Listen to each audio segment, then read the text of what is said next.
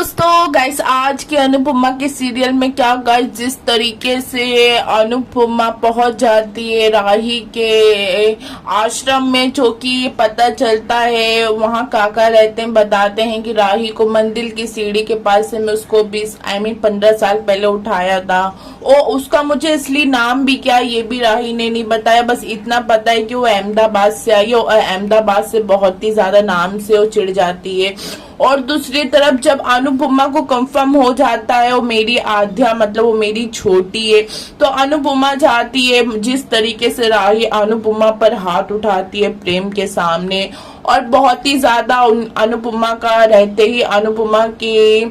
अंतिम संस्कार कर देती है। और जिस तरीके से फिर प्रेम क्या राही पे भड़कता है, जिस तरीके से राही प्रेम से ये कहती है कि तुम ये क्या कर रहे हो, तो प्रेम ये कहता है कि तुम ये क्या कर रही हो। माँ जब मर जाती है तो उनका तर्पण करने में हाथ कांपते हैं, तुम तो जीती जाती, तुम्हारी माँ के सामने तुम तर्पण करी, तुम्हारे सीने में दिल भी है। प्रेम ये कहता है कि तुम्हें अपनी माँ से गुस्सा करना है तो करो, लड़ाई करना है तो करो, शिकायत करनी है तो करो, बात नहीं करनी है तो मत करो, पर ये क्या कर रही हो, ये कोई तरीका है अपनी माँ के साथ ऐसा करने का। ये कहता है कि तुम्हारी बेइज्जती के बावजूद भी तुम्हारी माँ तुम्हारे आगे हाथ जोड़ के माफी मांगती रही, तुम्हें घर ले जाने की कोशिश करी, पर तुमने अपनी माँ पे हाथ उठाया, उनको ढकेला।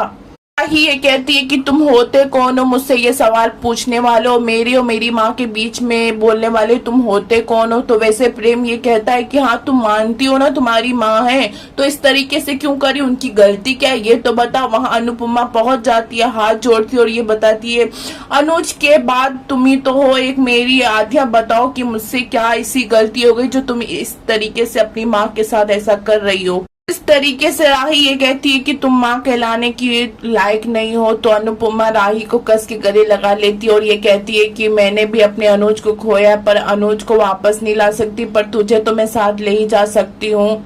तो राही ये कहती है कि पॉप्स और मेरी जिम्मेदार सिर्फ तुम हो, आज मेरे और पॉप्स की जैसी हालत है ना उसकी जिम्मेदार तुम हो। तो जिस तरीके से अनुपमा आध्या का पकड़ लेती है, पैरों हाथ जोड़ लेती है प्रेम के सामने, मगर आध्या एक नहीं सुनती है। और दूसरी तरफ अनु की रसोई